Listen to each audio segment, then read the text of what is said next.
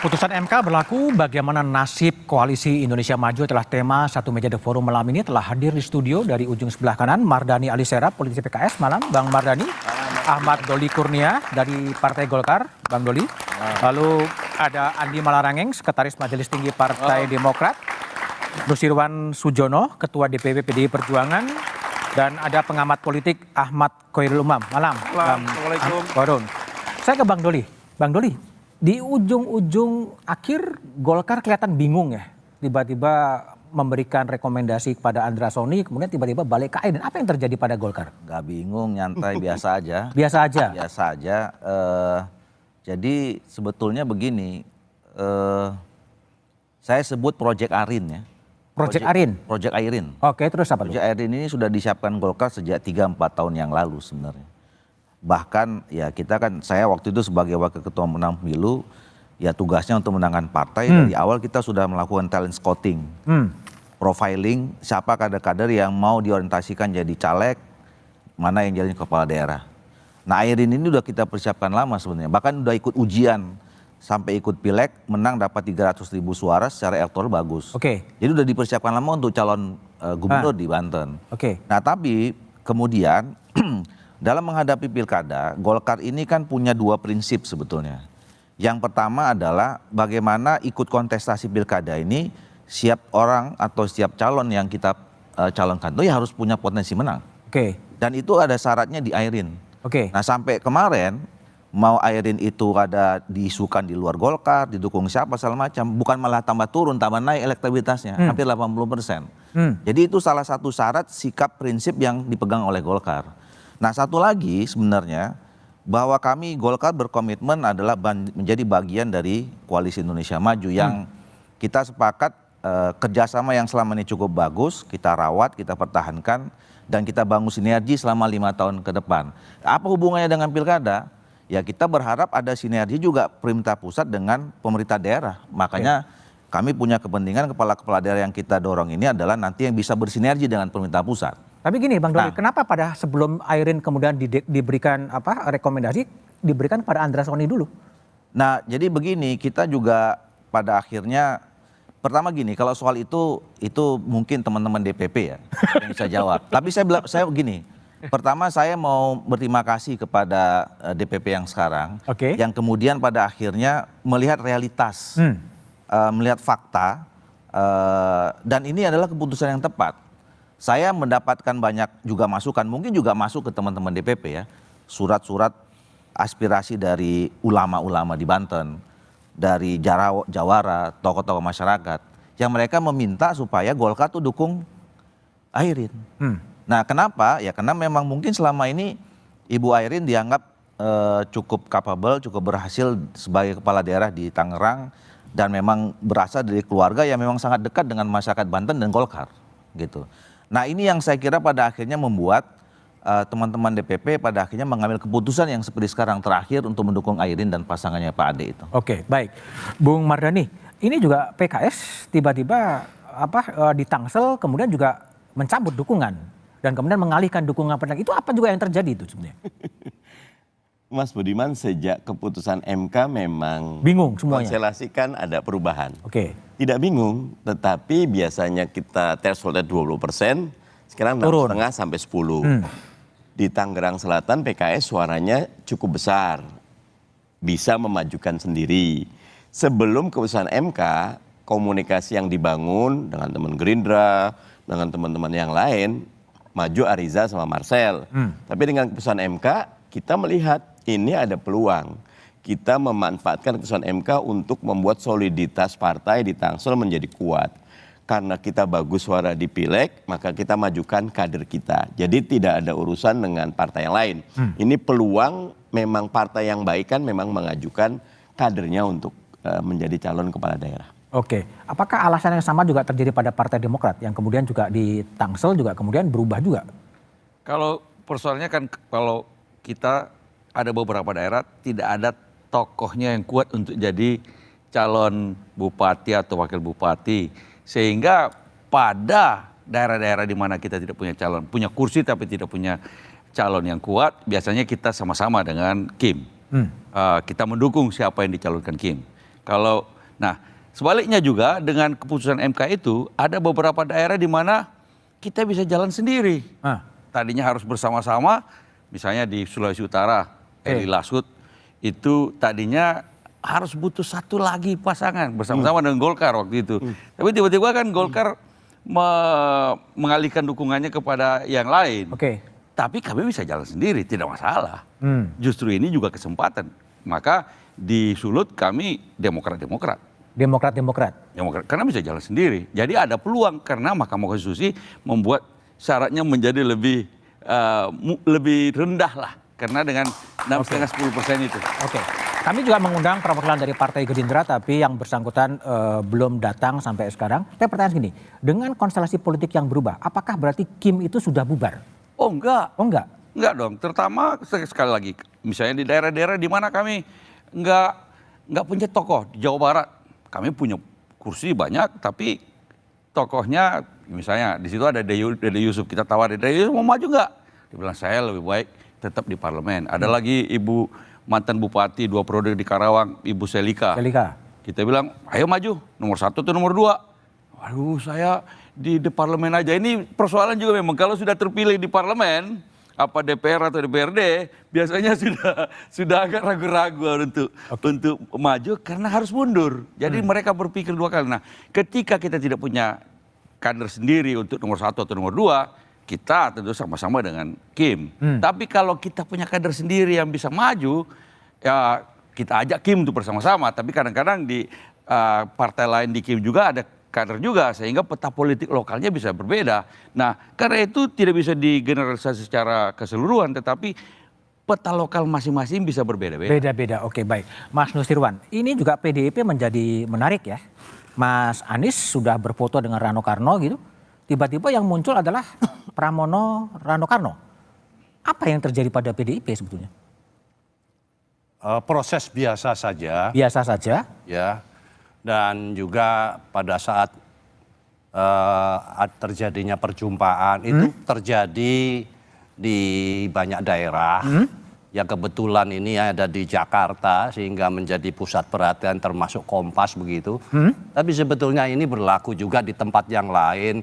Yang sebelum keputusan itu terjadi komunikasi politik. Komunikasi politik tidak hanya terjadi antar pribadi yang calonnya, alternatifnya 1, 2, 3, 4, tapi juga dengan partai-partai yang lain. Kami tidak masalah kemarin sebelumnya muncul keputusan Mahkamah Konstitusi dari deret yang paling kanan dengan PKS, kita juga ada di beberapa daerah, apalagi dengan Bang Doli, waduh banyak, Pak Demokrat juga demikian. Jadi sebetulnya komunikasi politik itu sampai kepada sebelum terjadinya keputusan, wajar-wajar saja kalau misalnya terjadinya, apalagi hari ini di injury time, last minute, masih ada beberapa titik yang belum diputuskan. Belum diputuskan? Ya, apakah kita lalu mengatakan, ini bagaimana kok kemarin sudah telepon-teleponan kok keputusannya bukan begitu. Tidak demikian. Nah, inilah sebuah proses demokrasi yang bagus, pilihan-pilihannya banyak, ideal. Ini sebuah proses yang segar dan ini sebetulnya suguhan bagi rakyat untuk bisa melaksanakan proses demokrasi. Oke, baik. Mas Umam, dampak putusan Mahkamah Konstitusi ini menggoyahkan soliditas koalisi Indonesia Maju. Tapi jawabannya setelah jeda berikut ini.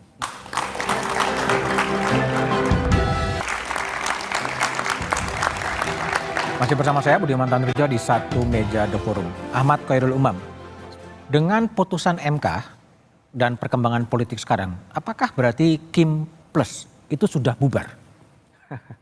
Kalau bubar rasanya belum, karena beberapa titik terlihat cukup solid ya.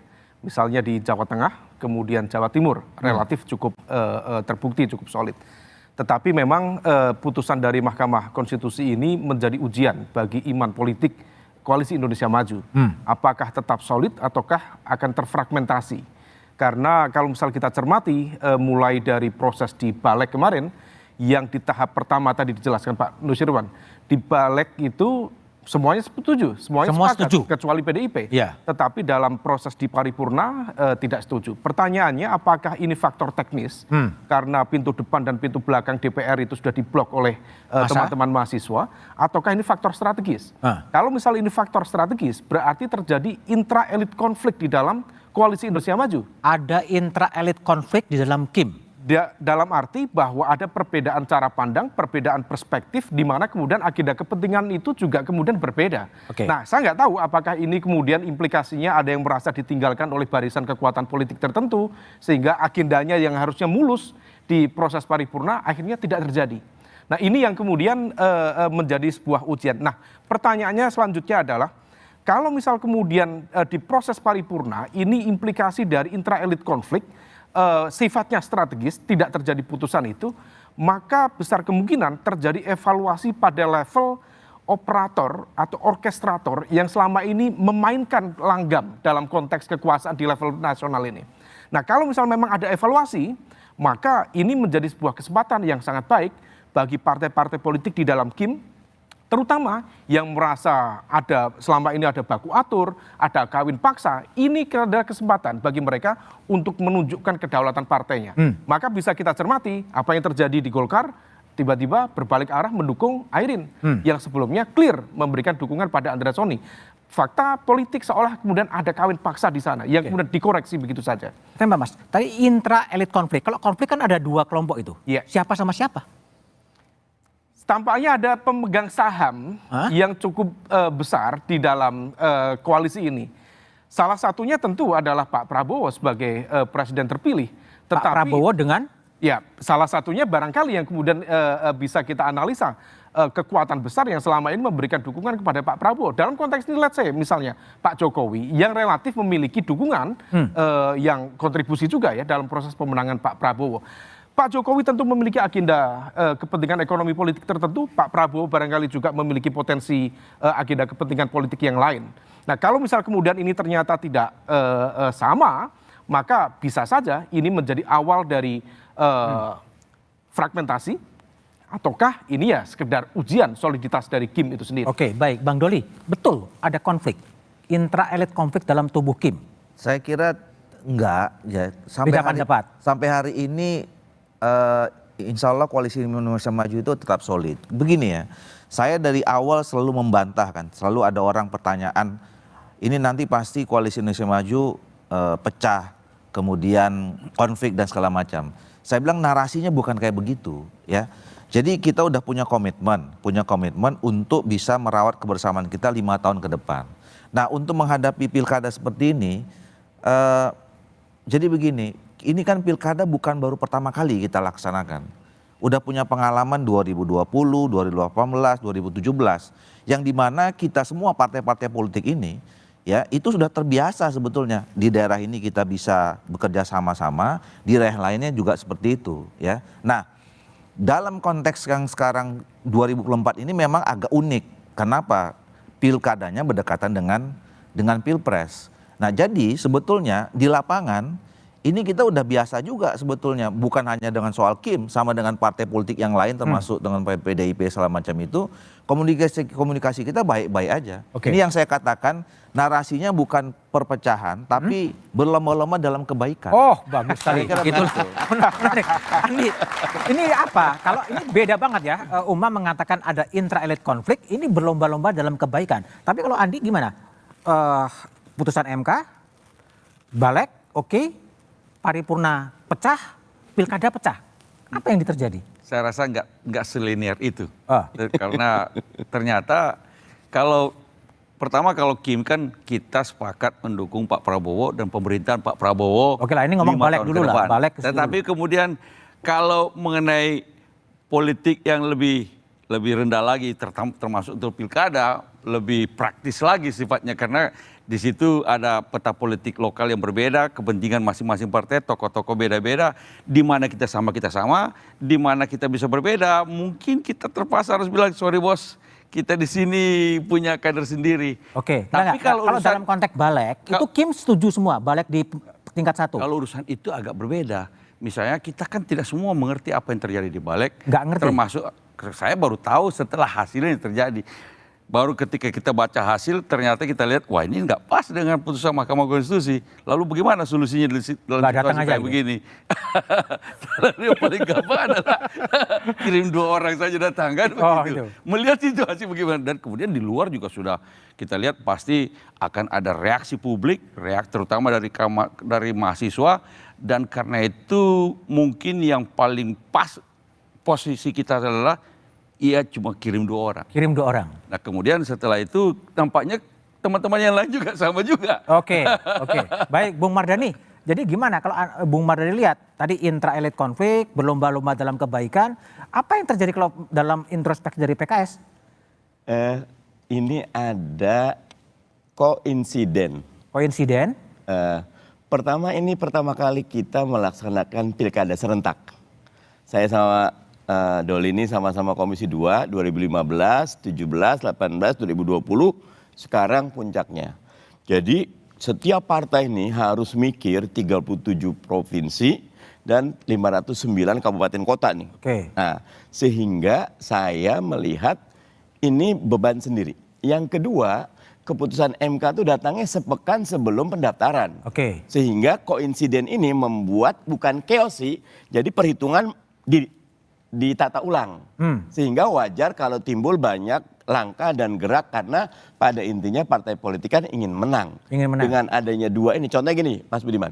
Dulu nyun sewu nih, partai besar sangat besar peluang menang di beberapa pilkada karena limited.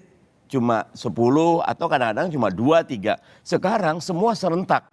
Saat yang sama dengan keputusan MK turun lagi, kontestasi menjadi lebih seru lagi. Sehingga saya melihat terlalu jauh kalau ditarik dengan Kim. Dan saya yakin Pak Prabowo ataupun teman-teman Kim melihat ya memang kontestasi di Pileg, Pilpres sudah selesai. Sekarang pilkada dengan situasi politik yang berkembang, serentak dan juga keputusan MK, PKS juga ingin memaksimalkan Tapi di balik peluangnya. tingkat pertama kan Kim solid kan untuk merevisi putusan MK kan? Yang kasus di balik memang menjadi catatan khusus dan itu perlu kita zooming lebih dalam. Oh, catatan khusus. Memang ingin mengkoreksi putusan MK sebetulnya kan? Ya kalau itu terjadi bagaimanapun saya menilainya akan ada krisis konstitusi. Oke. Karena MK adalah penafsir tunggal konstitusi.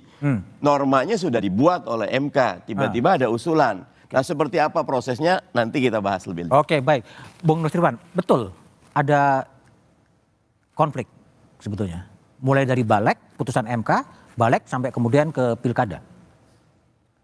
Kalau karena itu pertanyaan ada konflik atau tidak, tentu pertanyaannya lebih tepat kalau urusan konflik itu ke beliau-beliau ini. Bacaan PDIP-nya gimana? Oh, bacaan kami bahwa kita tidak terbiasa dengan sebuah sikap mandiri.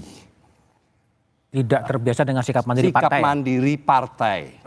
Jadi tidak terbiasa dengan taat azas. Tidak terbiasa dengan taat konstitusi, taat hukum. Itu akhirnya melebar sampai kepada aspek-aspek detail yang lain. Sehingga kalau bicara soal bergabung, karena ini sebutan kalau ibu pemimpin saya tidak suka dengan bahasa koalisi. Tapi katanya gabungan, kerjasama, itu selama itu mampu memberikan, merepresentasikan suara-suara gema-gema urat syaraf dari rakyat, ya itu baik. Jadi aspirasi itu tersalurkan, sehingga tampaknya itu belum cukup siap, belum cukup menghadapi penggabungan-penggabungan ini. Kalau misalnya Bang Mardhani dengan Bang Doli agak sebentar berpisah begitu, dianggapnya aneh gitu. Padahal sebetulnya itu adalah berdasarkan regulasi undang-undang. Partai politik itu memang menyalurkan aspirasinya rakyat. Tapi kita sudah terlanjur terbawa oleh kalau tidak sama-sama itu nanti ditanyalah ada apa ini, konflik dan sebagainya dan sebagainya. Tapi sebetulnya fungsinya partai politik itu berdasarkan ketentuan regulasi, dia memang harus memberangkatkan, memberikan, menyalurkan aspirasi rakyat, termasuk sampai pilkada. Ya berikan dong pilihan. Nah itu artinya jangan terus semua dipepet ke PDI Perjuangan, kita seru sendirian terus kan. Tuh. Sendirian terus. Tapi Mas Nusirwan, kalau dalam pengalaman Mas Nusirwan, peristiwa yang soal balik di tingkat pertama, kemudian di tingkat kedua gagal disahkan, itu lazim. Ya saya selama berada di lembaga legislatif 3 periode, saya baru menikmati sekali sudah ada keputusan di tingkat 1, di pengambilan keputusan tingkat 1, dibawa ke tingkat 2 paripurna, itu batal. Rasa-rasanya di memori kepala saya baru sekali terjadi kemarin itu. Baru Nggak tahu sekarang. mungkin Bang Mardhani sama Bang Doli ada catatan di legislasi yang lain. Rasa-rasanya saya baru sekali ini saya baru melihat hal tersebut. Setelah keputusan pada tingkat pertama sudah disahkan, sudah pakai foto-foto, tanda tangan dan sebagainya, besok mau masuk. Batal itu kok rasa-rasanya baru sekali ini saya. Baru sekali. Apakah putusan MK ini menunjukkan bahwa pengaruh dari Presiden Jokowi sudah mulai turun? Jawabannya setelah jeda berikut ini.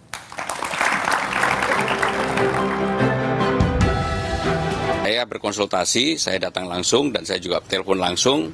Dan ketika saya berkomunikasi duduk berdua sama beliau setelah beliau pulang dari Lampung, beliau tertawa terbahak-bahak. Beliau bilang begini, Mas maju. Mas maju gitu. Karena kalau berdua memang kadang-kadang beliau memanggil Mas. Mas maju. Ini tidak semua orang yang diberikan amanah seperti itu. Oke, Mas Nusirwan, Mas Pram mengatakan bahwa bertemu dengan Presiden Jokowi dan Presiden Jokowi mengatakan Mas maju. Apa yang Anda baca dari pernyataan Mas Pram tadi itu? Ya wajar saja, Mas Pram kan saat ini sekretaris kabinet. Oke. Pak Jokowi itu pimpinannya dia.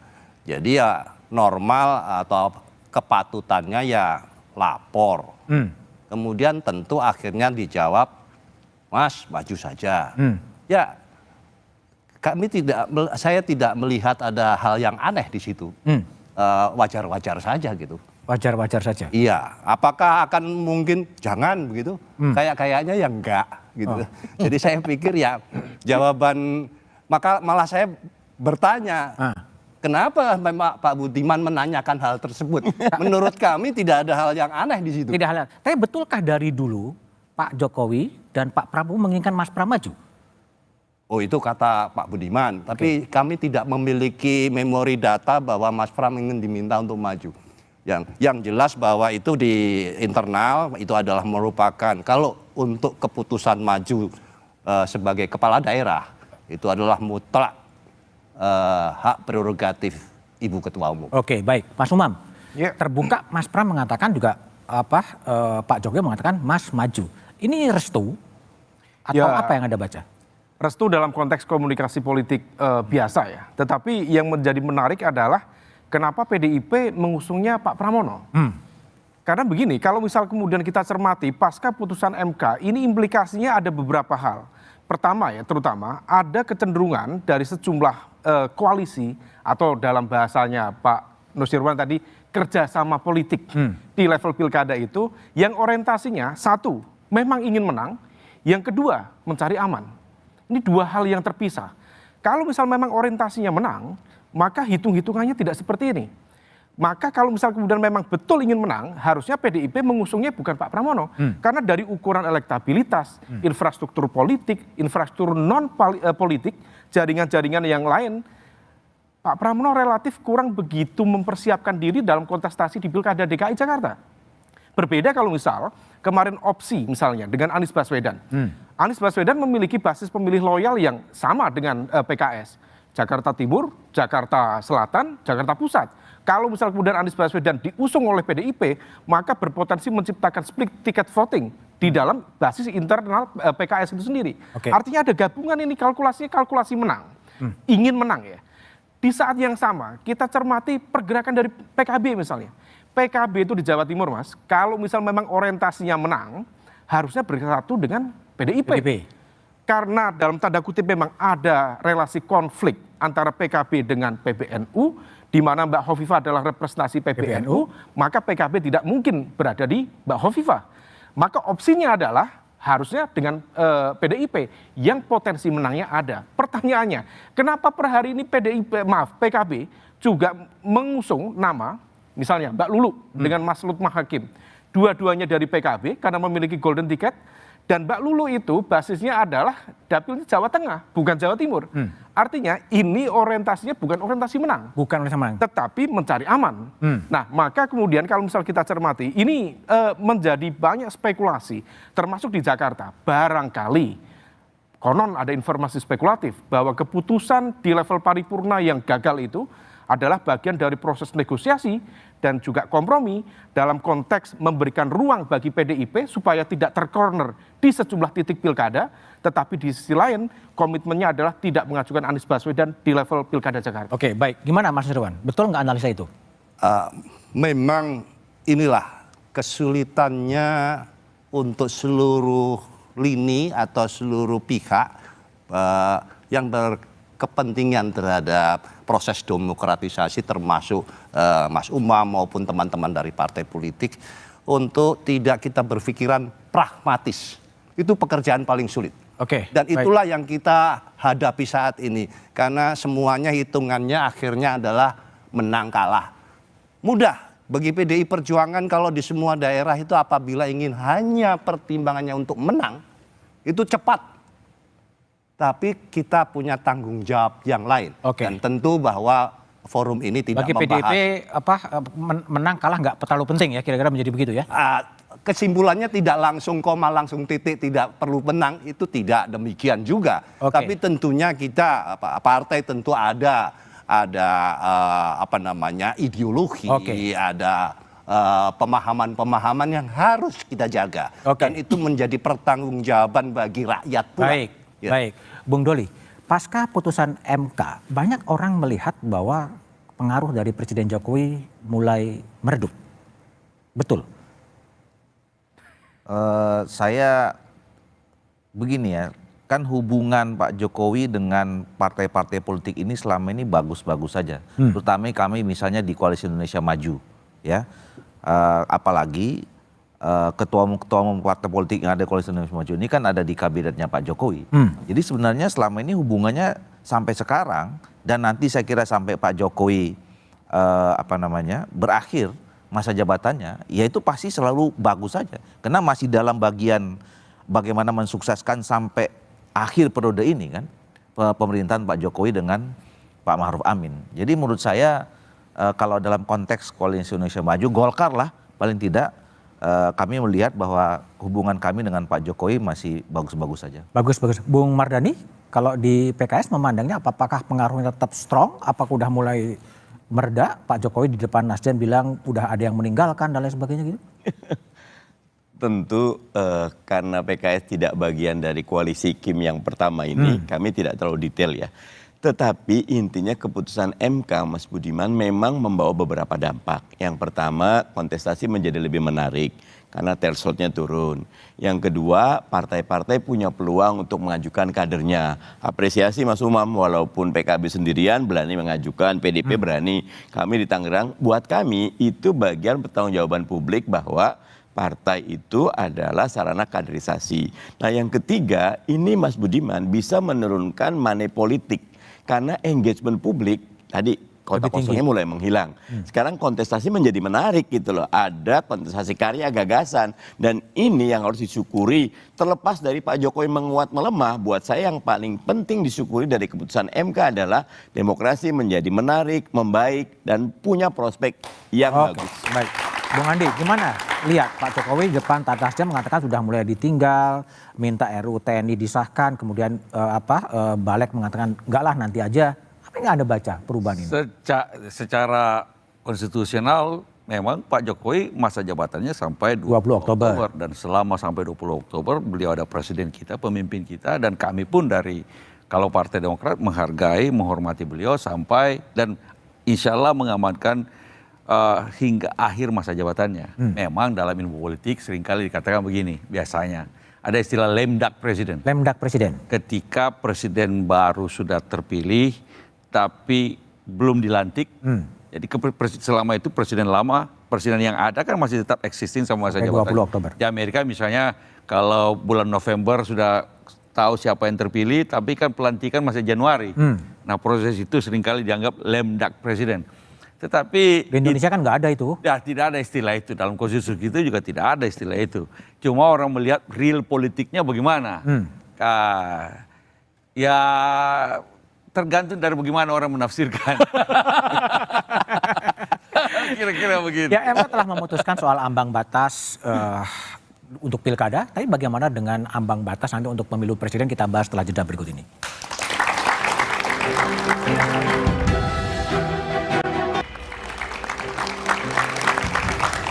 Masih bersama saya Budiman Tanrejo di Satu Meja The Forum. Bung Mardhani, MK telah membongkar ya sakralitas ambang batas di pilkada. Apakah ini tidak sebaiknya juga kemudian ditarik ke ambang batas untuk calon presiden?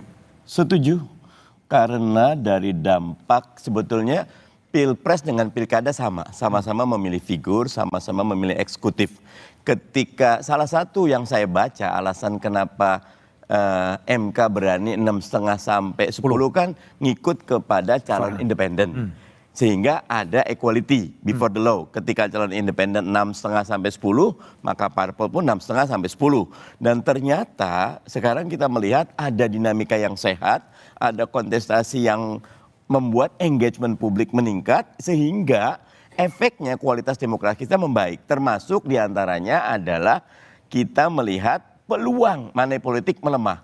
Kenapa ada money politik? Karena tidak ada engagement, karena orang nggak kenal. Sekarang dengan keramaian seperti ini, apalagi misal kalau tidak ada pertarungan MU sama City, nggak menarik itu. Tapi sampai pertandingan 38 Liga Inggris tetap menarik. Nah, karena itu akan sangat baik. Tetapi problemnya, Mas Budiman, thresholdnya presidensial ini udah 33 kali diuji di judicial review. Dan di saat itu MK-nya sangat kokoh.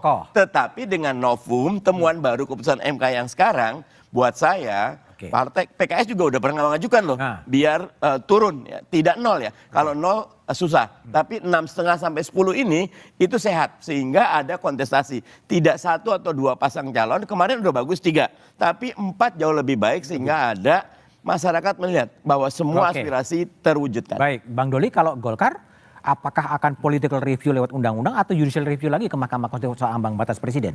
Saya konsisten bahwa memang kita harus melakukan penyempurnaan sistem pemilu, sistem politik, mungkin sistem ketatanegaraan kita juga. Jadi dinamika yang sekarang seminggu ini terjadi ya, ini menambah alasan kita untuk melakukan penyempurnaan revisi undang-undang ya.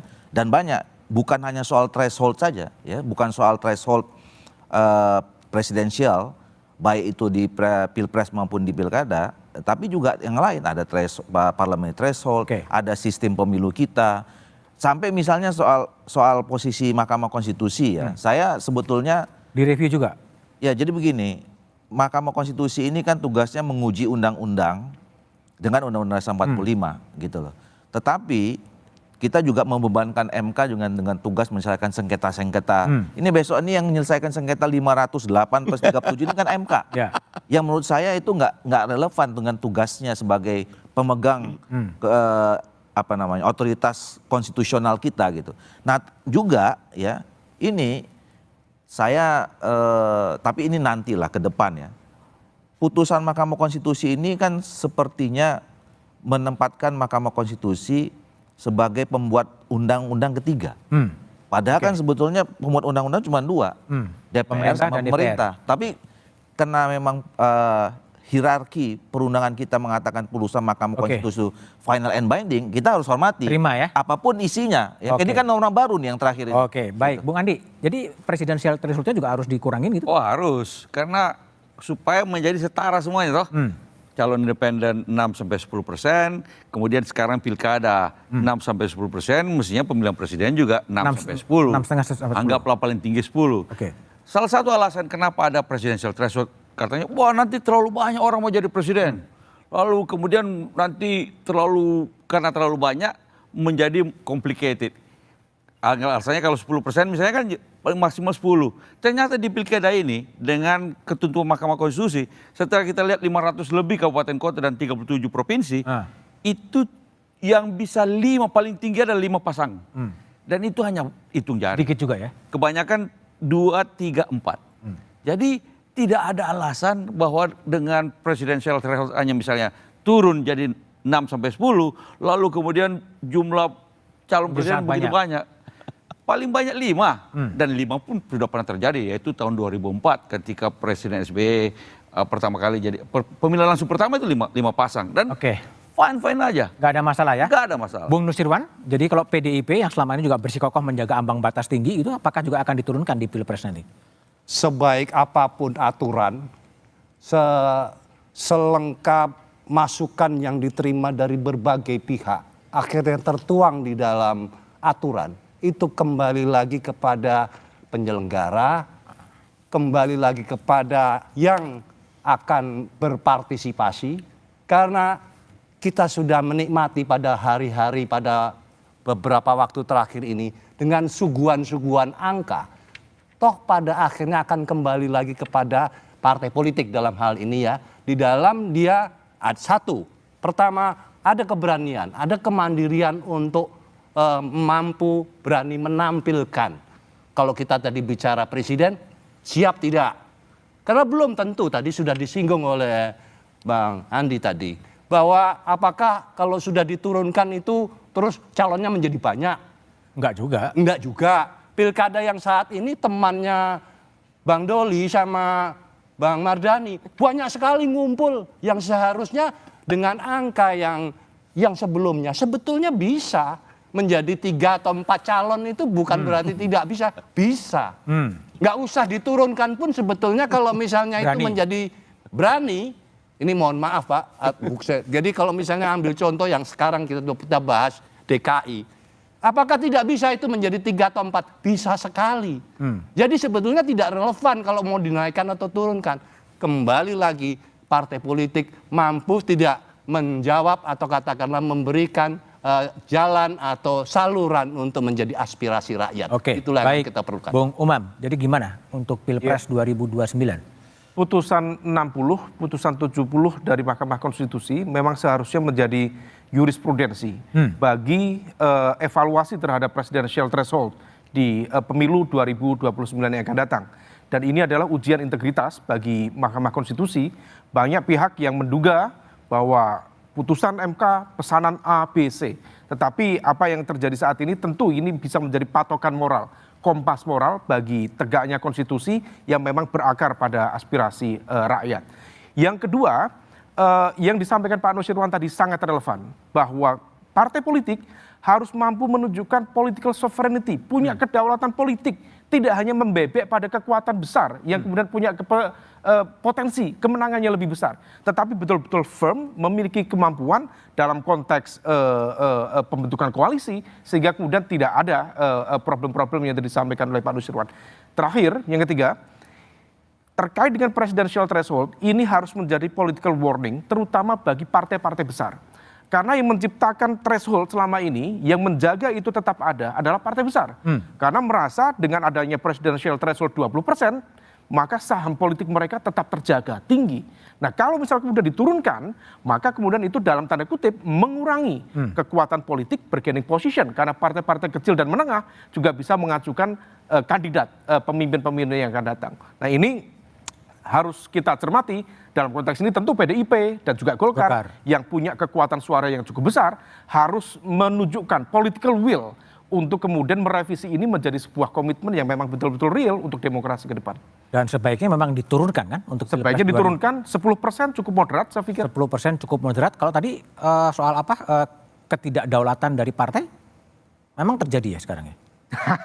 Ini pertanyaan sangat menjebak. Apa yang terjadi saat ini adalah sebuah panggung yang menjadi etalase. Bagaimana kemudian partai-partai tadi ada orientasinya memang untuk menang karena memang percaya diri. Tapi tidak sedikit yang orientasinya memang hanya sekedar untuk aman. Misalnya tadi di PKB misalnya di Jawa Timur. Kalau misal memang orientasinya menang untuk berhadapan dengan Bu Hovifah dengan dominasi kekuatan yang seperti itu, maka harusnya bergabung dengan PDIP. Pertanyaannya, kalau misal kemudian hal itu dianggap menciptakan potential challenge kepada Bu Hovifah, yang notabene representasi dari kekuatan besar pemenang pemilu yang lalu, apakah misalnya pucuk pimpinan PKB, Caimin, siap untuk dierlanggakan? Seperti yang terjadi di Golkar. Jadi bukan hanya cari menang tapi juga cari aman ya? Cari aman, karena ini bukan hanya soal kedaulatan politik dari sebuah partai, tetapi juga keselamatan politik dalam sebuah Keselamatan pertarungan. politik yang sedang terancam sehingga tidak mandiri lagi. Betul. Oke, baik Mas Umam, Mas Nusriwan, Bung Andi, Bung Doli, dan Bung Mardhani. Putusan MK telah membongkar kesakralan ambang batas pencalonan yang selama ini dijaga partai politik besar. Politik menjadi bergairah karena muncul banyak calon pemimpin daerah. Putusan MK membawa manfaat bagi publik dan republik. Saatnya penurunan ambang batas diterapkan dalam pemilu presiden nanti. Demikian Satu Meja The Forum malam ini. Sampai jumpa pekan depan. Selamat malam dan terima kasih.